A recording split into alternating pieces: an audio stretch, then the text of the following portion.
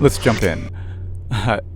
I'm Will Mosley. I create films and screencasts about tech and, of course, dad life. So I'd really appreciate it. Just take a second to click that subscribe button and the bell button if you want to get more videos like this. Okay, so the iPad OS is already like a feed. I already created a film about that and how amazing it is. But one thing I could never see myself doing on the iPad was like playing games. Like I just felt like either one, the games were too cheesy, or two, like it just there's no controls like you'd have on like an Xbox or a PlayStation. So like tapping like the screen and stuff like that, and like I just felt like it would be awkward. And to be truthful, it has been awkward for some time. I can't talk for like years and years past, but when I last, got into a game, most of them are like have little ads at the bottom. Most are just like kind of Farmville kind of ish games. None are like Final Fantasy role playing game, like real intense like environments, RPGs, things that you would experience on the Xbox. And those have always been the games that I've loved on the Xbox. I'm not some dramatic Xbox player, but I've grown up, with a gaming system in my life for the majority of my life. Starting with like Nintendo, like Super Nintendo, and like those are the games that I expect kind of on the iPad, like just kind of rebooting them. And there are a lot like that, but I just jumped into. I was at the hospital, just had my son, and he's sleeping. Mom was sleeping. I was like, you know what? Let me finally try out Apple Arcade. They've been pitching this. I signed up for the free trial, which $4.99 per month is absolutely ridiculous, by the way, for the quality you're about to get. Like I'm gonna kind of explain, it's ridiculous. You spend $60 on an Xbox game. Like, anyways, so I already had Ocean Horn to download it to my iPad from like when they released the arcade. I just hadn't jumped into it. And I opened it up, and I knew immediately, just looking at the visuals, I was like, "Whoa, this is insane! This is pretty cool." I don't think it translates that well on TV or on their presentation, but it's like you can tell a good game when you see one. And also for such a nimble device, you're like, okay, all right. So here's what got me. Here's when I knew that they'd actually done something insane.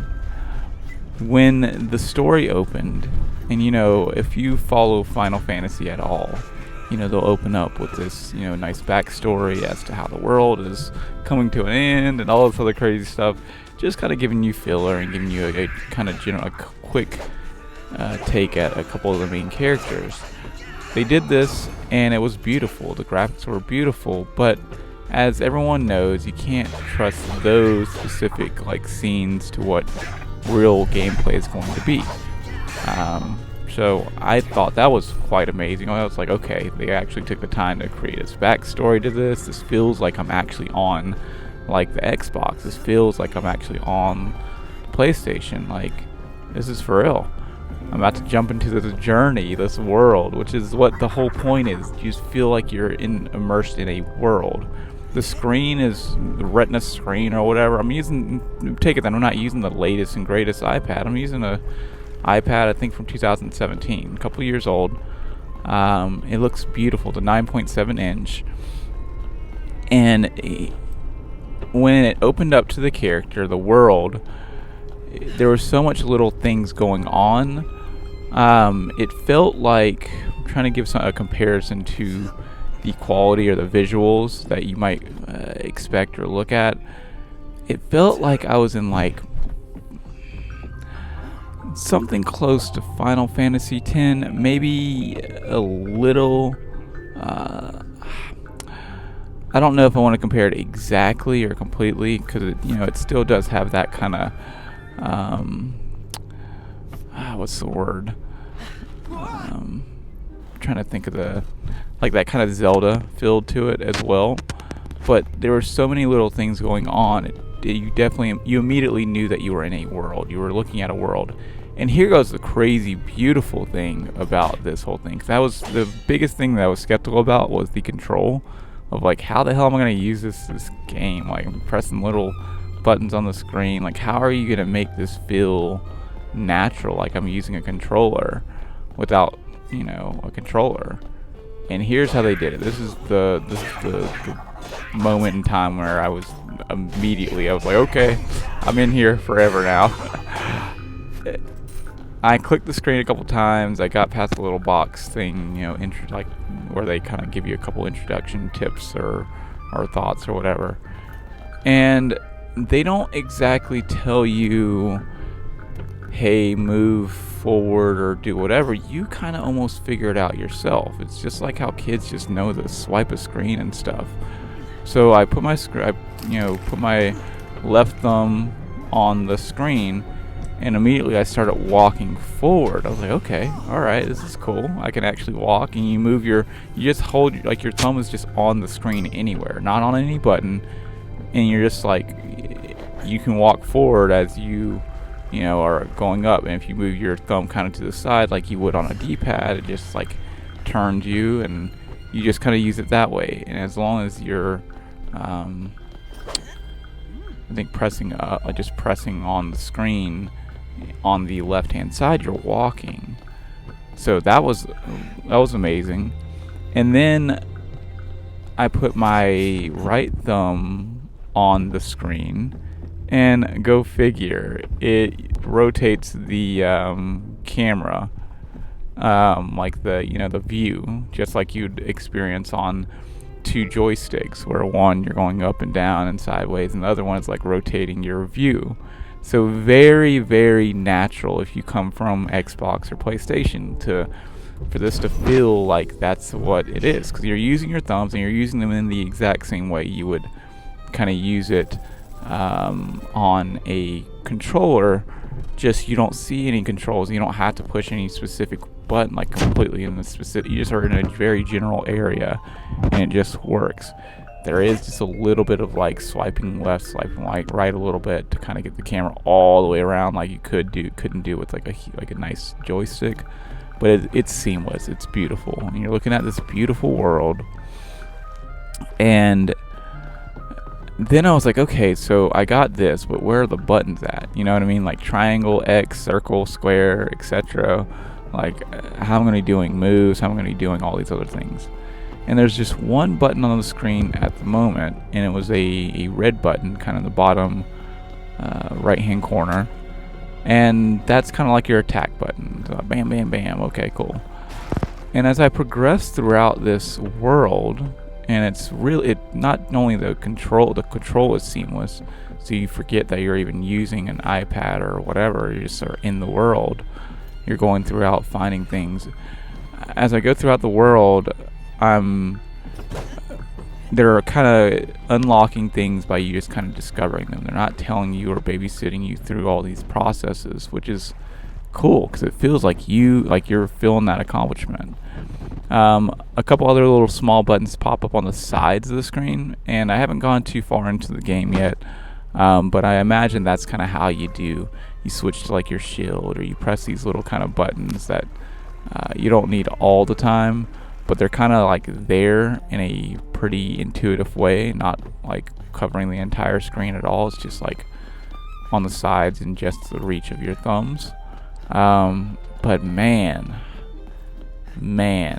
and I can't talk for all the games. I literally tried out Oceanhorn, but that experience, if that's the quality, that's the delivery they're giving for all of their up and coming games, or just the experience in general from the arcade, it is well worth your $4.99. Like, I mean, like completely underpriced. Like, they could literally charge $25 and it's still like a month and it'd still be worth it. But super happy they're at $4.99. Keep it there for a long time. Anything else? So I talked about my overall experience. Let me just cover a tidbit on performance, design, and maybe a couple more features that I didn't touch on. So performance, there was literally no lag time. There was literally no load screens. I mean, there might have been a load screen. I can't remember. It was very seamless. Like when you change environments, there's a load screen, but everything else is just super seamless. It flows. It's intuitive with what you would think it would be. There's no learning, like hardcore learning that you're trying to figure out. The learning curve is very, very small. The game boots up instantly. So there's no turning on your Xbox or turning on your PlayStation and waiting and whatever. The best part about this is that you can literally, because the iPad's so small and you're already carrying it with you, it's just kind of in your bag, you can pop it out anywhere. It's the Switch killer, it's the Nintendo whatever, it's everything that any other console is doing right now. You're able to pull it out anywhere, everywhere, at a very high quality. Visually, it's beautiful. Also, I played offline. Like, I had the whole thing offline, so I can't talk for the online experience. I'm not sure how that feels and looks right now, but it just blew me away. Design. The iPad is not designed at all to have, any sort of buttons other than the small little click button at the bottom, or at least the the older iPads. So that was a huge worry for me, but it turns out the design is absolutely seamless too. It just feels, you can literally sit back. I sat back in my seat and I was on this thing for like 30-45 minutes. I had to kind of like stop myself after like an entire environment where I'm just like in this world as this character doing my thing.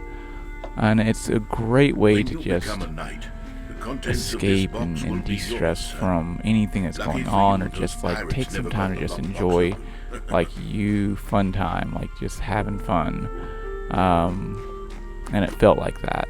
Okay, let's go through here. Anything else that I did not cover? I don't think so. I really hope that you enjoyed this, review of pretty much Apple Arcade, Oceanhorn 2.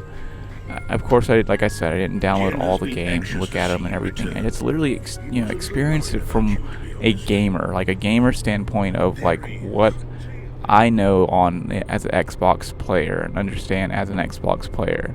And I think that's how a lot of people are going to come to this, and expecting the worst and really getting the best. Okay, if you want more videos like this, please, if you've stuck around this long, I really would appreciate you just clicking that subscribe button right down there. Just click it, please. Thank you. That way I can keep on making more of these videos that you'll love and enjoy, and more to come. Catch you guys on the next one. Bye.